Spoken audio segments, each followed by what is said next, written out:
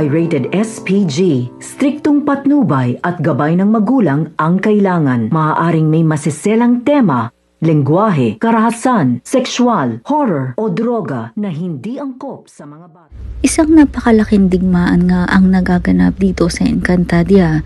Nagwagi at nagtagumpay man ang mga batang sangre na makuha ang kanilang mga sinaunang pasneya ay tila ba mawiwindang sila sa kanilang pagbabalik sapagkat isang malagim na digmaan ang kanilang matutunghayan.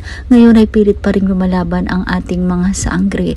Subalit nang dumating na nga ang kanilang mga anak ay agad na napailalim ito, napasailalim mula nga sa kapangyarihan ng itim na brilyante at hindi na nga makontrol ng ating mga nakatatandang sangre ang kanilang mga sarili at talagang ikinatuwa nito ni Gargan na pinagtig-isahan nga niya ang mga sanggring ito laban sa kanilang kanya-kanyang ina habang itong si Amihan laban nga rito sa bagong tagapangalaga ng kanyang brilyante. Ito nga si Dea kung saan ay talagang masasakit na salita ang kanyang ibinigkas dito sapagkat hindi daw ito karapat-dapat bilang tagapangalaga ng brilyante ng hangin sapagkat hindi siya nagmula sa angka ng mga sangre at hindi nga daw niya ito matatanggap bilang isang sangre.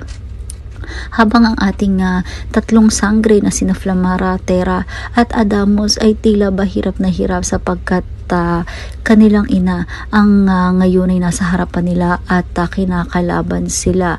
Wala silang magawa dahil hindi na rin naman nila masaktan ang mga ito. Subalit wala rin silang magagawa sapagkat ito ay nasa ilalim ng kapangyarihan ni Gargan. So mukhang mauulit ang istorya na ginawa ni Minea upang ipagtanggol o ipaglaban ang Encantadia mula nga sa masasama at upang hindi na niya tuluyang masaktan ang kanyang mga anak ay ito ay nagbuwis ng buhay na mukhang ito rin ang kapalaran ng 4 na anak ni Minea sapagkat mukhang magbubuwis ng buhay ang ating mga sangre o magkakapatid na sangre upang iligtas at hindi tuluyang masaktan ang kanilang mga anak at upang mailigtas nga ang buong Encantadia mula sa mga kamay ni Gargan. At nang sa gayon ay hindi na nga sila magamit laban nga dito sa ating mga bagong tagapangalaga.